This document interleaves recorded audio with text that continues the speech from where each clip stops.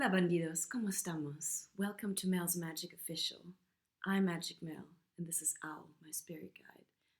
Guys, this is episode 20 of season 7, and it's a bit of a recap of episode 19 because I was on the road when I listened to my own premiere, and I realized, oh my god, I must have had my computer connected to my headphones. That's why the sound got picked up really weirdly, and I was like, damn, because I really, that reading was really important. I reflected on it on my drive to my dance event, which was actually fantastic. I'm telling you, if you guys haven't tried dancing, like taken dance classes, but then danced with people, it's so amazing when you can actually apply things with the music and, dancing with different people. Everyone is a different type, a different tipo structure and different way of leading. And it's just beautiful.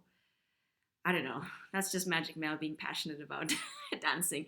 And it's, well, my numero uno is tango, and then kizomba, and then salsa and bachata. Salsa and bachata, I guess because it's more, for me, tango and kizomba are more special. Yeah. In any case, try it out, guys. If your curiosity leads you to dancing, Magic Mel is like, do it, because it's amazing. So I just came back, and I for me also it's important. I strive to improve with each video.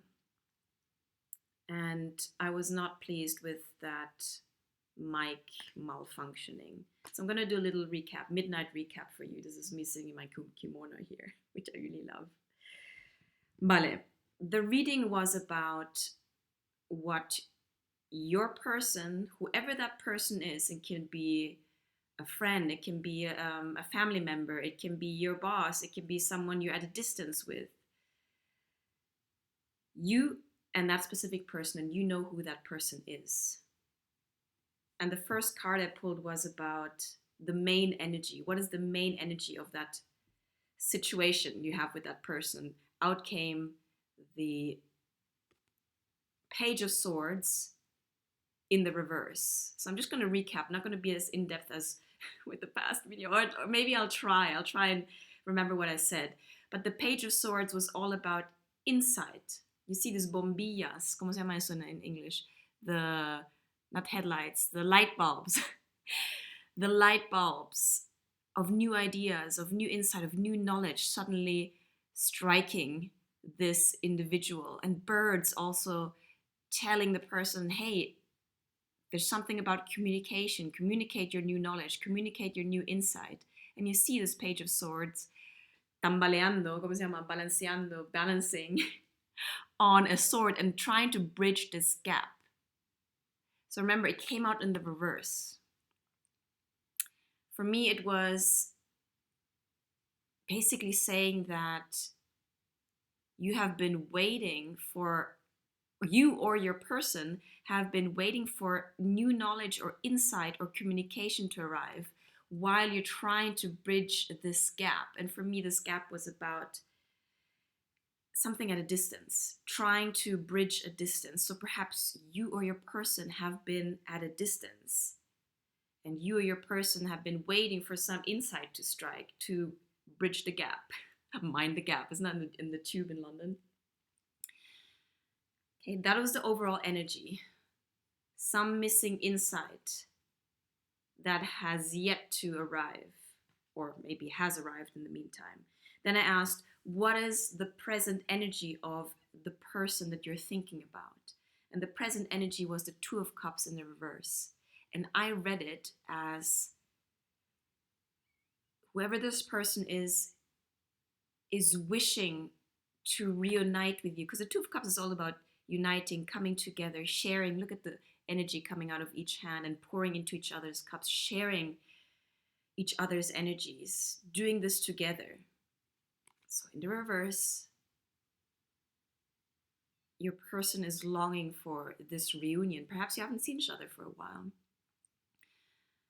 Perhaps you or your person have been thinking, no, sorry, this is about your person. So your person has been thinking about this reunion and coming together and missing you, quite frankly. Okay, this was your person. Then I pulled the Ace of Cups as the energy for you. your cup is full. You have learned to fill your own cup. And I always emphasize that here at Male's Magic Official also, that we can only give from a full cup. And our responsibility, first and foremost, is to fill our own cup. And that is being selfish in the good sense. Because a lot of the soul sickness in the world at the moment has to do with us not having a sense of self, us not caring for ourselves as we would for another person. We are worthy of our own love. Self love is our path to liberation. So, you have learned that filling your own cup is important, and you hold that cup of self love dear to you, close to your chest. And the irony in loving ourselves is that once our cup is full, the tendency is for us to share it. We finally have something to share. Look at the cup, it's overflowing from the heart center. You see this onda, la ola, the wave coming out. That is the magnetic vibration of our heart space. Our heart space, the portal to divine love, to attracting everything literally our heart desires and the universal heart desires. It's so magnetic. It creates electromagnetic field. Okay, electro comes from our thoughts. Our thoughts are electric, but our heart is magnetic. And it's proven that our heart can emit, if we are in the frequency of love, of abundance, of gratitude, of appreciation, emits a 3-meter field outside. Don't ask me what that's in inches, guys. You calculate, you convert that. But it's a huge magnetic field that literally attracts things towards us. Because remember, love is the most powerful energy in the universe, period. No shadows and no devil energies can compete with that. Because the shadow energies and the devil energies are actually just a lack of love. They're separated from God's source. And when we step back into our heart, I'm going a little bit of a tangent, but it's important. When we come back to our heart space, we are connected to the infinite field of possibilities, to the quantum field, to God's source, and we're like a light ray. We emanate our light outward from our heart space once we've accessed our self-love. So this is where you're at. You're feeling your own self-love and you are ready to share it. You're ready to share it. That was you. Then I asked, gosh, what was the next question? Oh, the challenge. What was the challenge at the moment? And out came the Ace of Wands in reverse. The Ace of Wands is all about inspiration, intuition, acting on our intuition. So we can only receive and be in touch with our intuition if we are in the receptive mode. And the receptive mode requires us to step out of our thinking mind, out of our overthinking, our mind loops. A negative thought can spin on its own. Okay, I'm going off a tangent. Once we calm our mind, that's why meditation or going for a walk, I can't remember the name of the waves, beta waves, theta waves, we are in the receptive mode.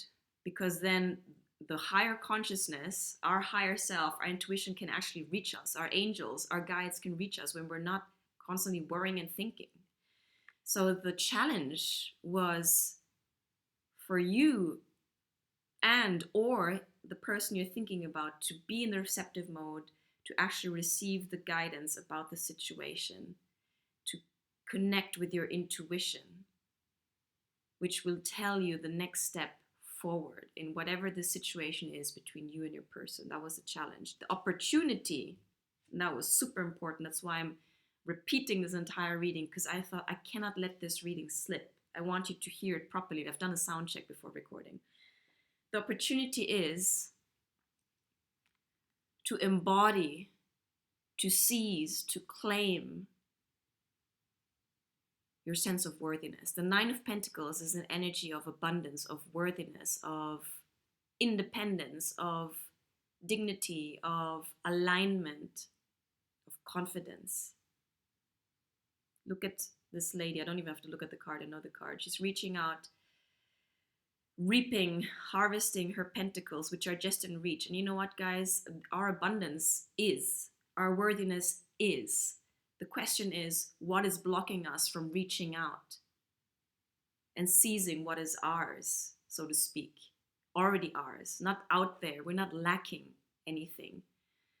But our fears and our self-loathing and our lack of worthiness, of connecting to our own worthiness, keeps our abundance away from us, because it's basically repelling. Our self-loathing repels the abundance. Or our worries or our doubts create friction in the onda, in our frequency. So your opportunity is to come out of this sense of unworthiness and to finally say, enough, I am worthy. I'm turning this around. I'm claiming my abundance. I'm reaching out for my own happiness that is just there. The underlying question is, do you feel worthy enough? Do you feel worthy enough to, in this situation, bridge the gap? Do you feel worthy enough to connect maybe whatever distance is between you and your person? Do you feel worthy enough to share your cup of love with your friend or your family member that you maybe had a dispute with and that you are at a distance with? Are you able to soothe your own mind, your overthinking mind, to be in a receptive mode, to receive guidance from your Asgard team? Remember, angels, spirit guides, gods and goddesses, and ancestors, because we all have our own spiritual team and they're just waiting for us to reach out and to give them a call and ask for guidance. It all comes down to this sense of worthiness. Do you claim your abundance? And I gave the little metaphor of Siddhartha sitting under the Bodhi tree with Maya coming at him with one more temptation to tempt Siddhartha from becoming the Buddha, from enlightening. And Maya's final spiel was, after Maya sent women to seduce him and riches to seduce him, it's all the voice of the ego that whispers in our ears. Maya said, actually, who are you, Siddhartha, to claim that you are the Buddha, that you can be enlightened? Who are you? Who do you think you are? And that was the decisive moment for Siddhartha. He had a choice to give in to Maya, to give in to the voice of fear or of temptation, or to claim his worthiness. And Siddhartha touched the ground and asked the universe for support. And connecting to the ground and connecting to the Siddhartha said, I am worthy. I am the Buddha. And that dispelled all of Maya's tentacles of temptations, and he became enlightened. And this metaphor, the Buddha, the potential for enlightenment is in all of us. That's also the teaching of the Buddha. It's not something reserved for the privileged few. It's a process that we all go through. And so many of us now, especially now in this age of transition, age of Aquarius, we are claiming our own worthiness to be the beings of light that we always have been in our essence. We're just coming back home to our self-love, to our sense of self. But it's up to you to decide finally whether you give in to the voices of fear, the voices of your ego, the voices of your shadow aspects, or your higher self. And my advice is to connect with your higher self, you have to go through the heart, le cœur. That's why encouragement here from Magic Mel. Okay. So this situation, this reading was about what your person was thinking and what you were thinking about a given situation. But we are the choice point in general. It's in the air. Do we follow our soul or our heart? Or do we give in to our ego again? Love or fear, as cliche as it sounds. That is the choice point every one of us is doing at the moment. And everyone's choice matters. So choose carefully. Choose carefully, guys. That's why I wanted to repeat this reading, because it's so much deeper than just, I'm not downplaying the situation between you and your person, but at the essence, the choice point is enormous, is magnanimous, is impactful. And we might think, oh, I'm just choosing, maybe I'm just choosing whether to communicate with this person, or whether to speak my truth, or whether to have the courage to follow my heart. It matters. Because we are connected to the collective. So our individual choices matter. And the universe, God, registers every choice that comes from fear or from love. Because with every choice, every time we choose courage over fear, love over fear, we're opening it to a new timeline. We're telling God what we're saying yes to, that we're choosing differently this time around. A pesar de todo lo que ha pasado.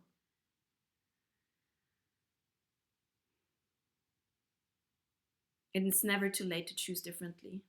It's never too late, guys. Yeah? So maybe my first take of the reading was a little bit more lighthearted, but you know me by now. I have different aspects too. And the midnight magic mail is a little bit more reflective. So I'm going to leave you with that. Oh, and I also pulled the oracle card. I might as well read it to you. Trust divine timing. Again, it comes back to the sense of us thinking, oh my God, ça sert à rien, it's too late. Why change now? Why choose differently now? Again, it matters. And things happen in divine timing. If there has been a gap, if you've been stuck or waiting on inspiration, on new knowledge to arrive, to propel you forward, and that didn't happen, perhaps it was the universe blocking you in a certain way. Because again, our human mind cannot have the 360 perspective that maybe angels have or God has, because we are undergoing a process. This journey of unfolding is step by step. And it is in reclaiming and taking these leaps of faith and believing and trusting that we show the universe and God that we are the powerful beings that can choose wisely, and who can consciously reclaim our powers. If we were just born with all of our powers and had no journey to go through, how boring would that be? I mean, imagine, like, I always tell you that we are the authors of our own story, and I'm sure the gods and goddesses and God has a sense of humor and is a good video director, film director, because there's some awesome adventurous story that each one of us, you included, are writing in your personal hero's journey. It's an epic, archaic journey that we're going through. And we can't always, maybe we want things to happen in a certain way and in a specific pace and timeline. And trust me, I've been there. I was always used to force things, but sometimes we can't force things. Sometimes things just have to happen in divine timing. So we have to trust that. This is the message of the card. Trust in divine timing, and trust that it's not too late to choose differently. That is the basic underlying important message that I hope comes across. It's never too late to choose differently, and this applies as a collective, because you know that we are at a huge choice point as a human species,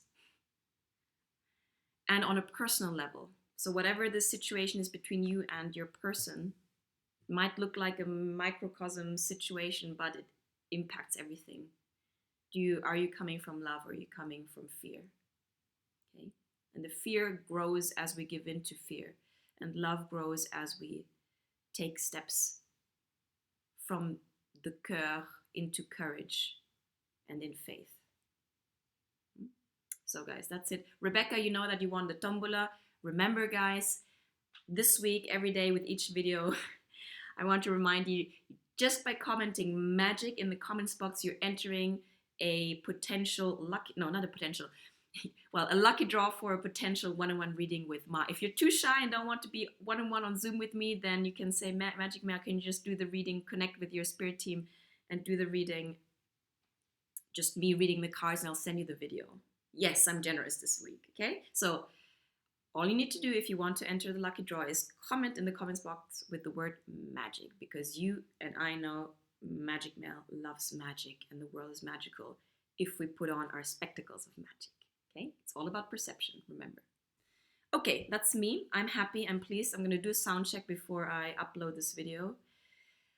I hope you enjoyed the message. If you like my messages, I super appreciate you guys liking, sharing, and subscribing, because it helps my channel grow.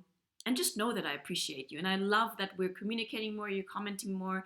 I know more of your names: William, Eric, Adam, JC, Melissa. It's beautiful because I feel that I'm literally connecting with people out there, and from Brooklyn, from Ohio, from everywhere. I love it. Did I say it right, Rebecca? Is it Ohio or Iowa? Iowa, not Ohio, gosh. So we are building a tribe here. And you know what's really super cool of this day and age? That we can create our own channels. We don't have to watch TV anymore and be just open ourselves to all of these negative energies. We can choose wisely nowadays, because as more of us speak and use our voice, we have a banquet. We can choose. So I'm happy you're here with me. Remember, I'm a joy coach. I'm a coach in general. If you've never tried coaching, give it a try.